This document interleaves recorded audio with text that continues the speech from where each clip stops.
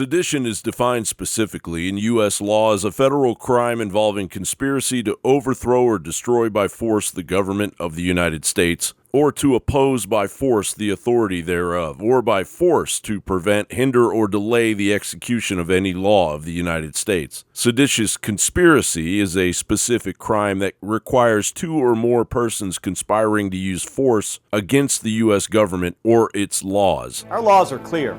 You can refuse illegal orders. You can refuse illegal orders. You must refuse illegal orders. No one has to carry out orders that violate the law or our Constitution. We know this is hard and that it's a difficult time to be a public servant. But whether you're serving in the CIA, The Army, Our Navy, the Air Force, your vigilance is critical. and know that we have your back.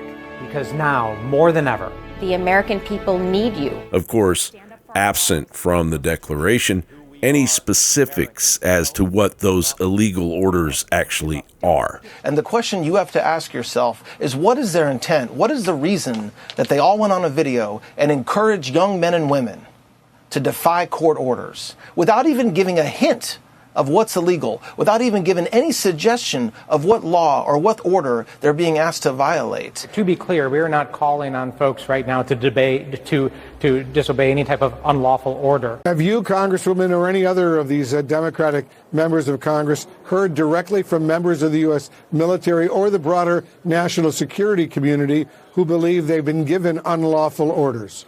Well, you know, what I'd say is I have heard from service members, and I have heard from service members, and this is all a matter of public record. What we see is an uptick of concern from the men and women who are serving in uniform about the legality of orders that are being given. They would be violating their oath if they followed illegal orders. And I guess, Senator, members of the military, what is your advice to them if they come across something that seems confusing? I think they need to talk to their leadership, talk to their commanding officer about it and tell your commanding officer why you think this may be illegal. There are lawyers within the military, the Judge Advocate General Corps. You can have a conversation, with somebody who understands the law.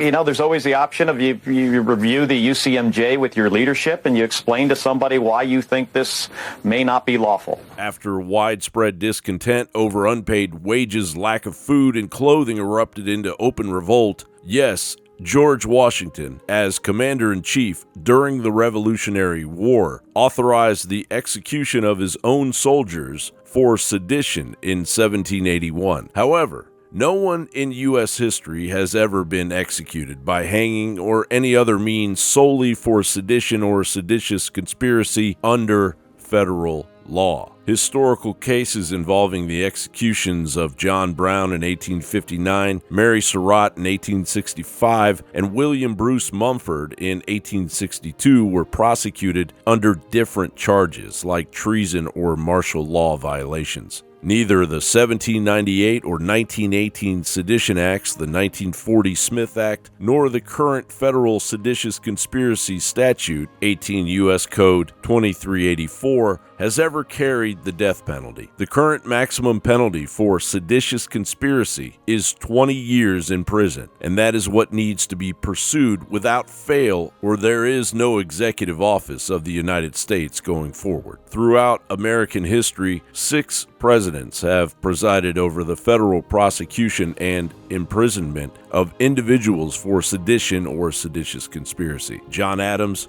Abraham Lincoln, Woodrow Wilson, Franklin Roosevelt, George W. Bush, and Joe Biden, whose Justice Department convicted at least 18 Oath Keepers and Proud Boy leaders for their roles in January 6th, the most extensive use of the seditious conspiracy statute since World War II. And then there is the turbo sedition waged against President Trump for the past decade. The FBI's Russiagate investigation was branded a seditious conspiracy. Lieutenant Colonel Alexander Vindman was denounced as a traitor. The January 6th House Committee was accused of engaging in seditious conspiracy and treason. FISA Judge James Boasberg's actions. And now these fools. Yet, despite the intensity of these accusations, which often invoke the federal seditious conspiracy statute, not a single critic or political opponent of Donald Trump has been convicted of or even formally indicted for seditious conspiracy since 2016. We know you are under enormous stress and pressure right now. Americans trust their military. But that trust is at risk.